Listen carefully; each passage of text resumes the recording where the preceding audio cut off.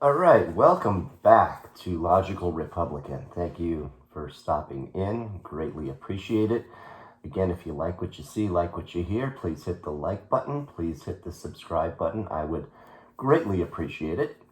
And now let's talk about a hot button topic. Migrants, illegal immigrants, trespassers, whatever you'd like to call them. Interesting news in the last couple of days if you've been following. One of them was that Joe Biden and the administration is shutting down the border from migrants seeking asylum. He's shutting down the border. So basically he's saying people can't come in, they can't hop the fence. I don't know what stopped him for the last 3.5 years, but the spigot is supposedly drying up. There was another, I guess, a poll that was released yesterday or the day before that said 62% of Americans or registered voters are in favor of deporting all, how many ever, 22 million or something like that, illegal immigrants currently residing in the States.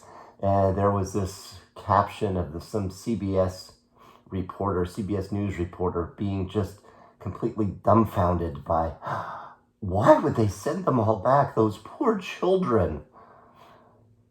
Okay, right. Anyways, I mean, let's look at this, right?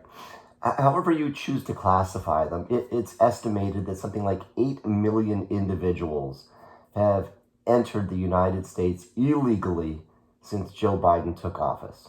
8 million, okay? Put your arms around that. You might think, oh, well, we can absorb that many people. We have so much space. Well, 8 million people is more people than all but 13 states. Essentially, the state of Virginia just jumped the wall or bum rushed the fence. No talk about sending them back from Joe, kicking them out, nothing, just pure crickets. The press has no interest in covering this issue, and the borders are none other than our good old friend Kamala Harris. She could care less. The Democratic National Committee is salivating. 8 million potential new registered Democrat voters once they get settled. Yeah, there's not going to be enough sob stories to get the public sympathy. And then is our good old friend, another good old friend, Emerald Lagasse would say, bam! Amnesty. Oh, you've been here for a while. You haven't done anything wrong. Here you go. By the way, the registrar of voters is over there, and we would love to sign you up. But what we're missing out here is, for example, Cubans looking for asylum. You see, here's the rub. Most Cuban Americans are hardworking, proud people who aren't looking for a free hotel room in Midtown Manhattan, 3 squares, healthcare. No, they're simply looking for a shot at the American dream and will work hard and do whatever it takes to get there and get here. Not become a ward of the state for generations to come. No, most Cuban Americans are, wait for this, Republicans. Okay? I know, right? That's a problem for Cuban migrants. Huge problem. You see, the thousands of Mexicans and Guatemalans and others that use Mexico as a lubricant to steal your tax dollars and breach our borders every day, most of them are just, they say coming here for an opportunity, but really they think that we either print $100 bills out on our desk jets or we go out in the backyard and pull money off of our Dollar Tree. But Cubans, really, they're truly oppressed and they risk prison or death trying to escape, but they are not welcome in our country in the Biden administration. For the most part, Cubans, if they get on a raft and they set sail out here, the Coast Guard will pick them up and send them back. Send them right back. So, if the Democrats keep the White House, think about this, right? Expect more of the same. The people that they want to come into the country, the people that they feel that they can groom to become Democrats, to become reliant on the state, reliant on the welfare system, reliant on free stuff, then we're going to get more and more of that. What's another 8 million people, right? 8 million people who literally have no job skills. Zero education, zero English proficiency, and not much motivation to do anything productive as long as our tax dollars are housing them in hotels and motels with maid services and 3 square meals a day. So what the F, right? This is what we're up against. Okay? You vote for Joe, Stumbling Joe, and Kamala, and really you're not voting for them because they're puppets. It's somebody else pulling the strings behind the scenes. But there is somebody who is organizing all of these migrant efforts. Okay? Now, let's be honest here. I just don't get it, right? Any logical person, logic has to come into play here. Any logical person has to agree that this is madness and it has to end. Any logical person has to agree that a nation has to have borders. If you've ever traveled outside of the hell, even if you've ever traveled into the United States as a citizen, you have to basically go through a proctology exam getting through the border. Unless, of course, you're illegal and you show up at the border and say, I'm looking for asylum. But every country has to have borders and laws. Any logical person has to agree that this ongoing strain on public services has its limits. And we're well beyond our limits because we can't even take care of our own people. I mean, all you have to do is look at the homeless problems in downtown LA or San Francisco or Portland or Seattle or Chicago or any other major city. And we're willing to take care of these people that hop a fence and, again, have absolutely no ties whatsoever to this country. We're willing to take care of them first before we're able to take care of A, our own people, and B, our own people who happen to maybe be veterans and actually fought for this country. But all of our resources should be limited and reserved for the people who are in this country legally, our citizens, people who were born here, people who fought for this country. Any logical person has to agree that what these fence jumping people are doing is extremely unfair to the millions of individuals not located next to the United States border who are waiting to get into the country legally. So if you're in, I don't know, Bulgaria or wherever, any logical person has to agree that what is happening is extremely unfair to somebody sitting in that country who can't get to the border and hop the fence because they have to wait in line. Okay?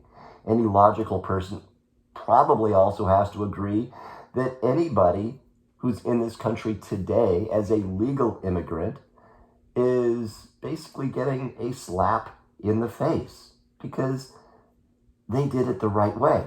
They completed applications. They went through background checks. They had interviews, physical examinations. They paid fees, and then they paid more fees, and then somebody paid for their travel to get here. And they did it all the right way. And they had a sponsor probably, who that sponsor is on the hook for their housing and well-being for a number of years. So they're not on the government dole. That's how legal immigration works. But no, none of this is logical, and it never will be, and nobody seems to cover it. And whether it's CNN or MSNBC or NPR or ABC or CBS or NBC or the New York Times or Yahoo News or USA Today, the San Francisco Chronicle, the San Francisco Examiner, the LA Times, many more will never, ever, ever call out this problem. It doesn't fit the narrative or their narrative or the narrative that they want us to see and read. So if none of these outlets are willing to address the crisis, and it truly is a crisis, then the ostrich head in the sand liberals won't acknowledge the problem exists. And then you've got the people who are, I don't know, in Montana or in Marin County, and they're the ones that are just completely oblivious.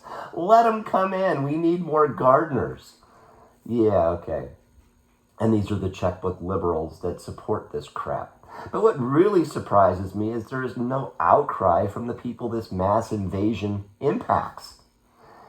Who does this all impact? It doesn't impact me. It really doesn't impact you that much, other than our taxes go up and there's less safe drivers on the road and all of this. But who does this really impact? It's the low income individuals that are doing the unskilled labor, the crap jobs that nobody else wants to do, the jobs that get you your next job.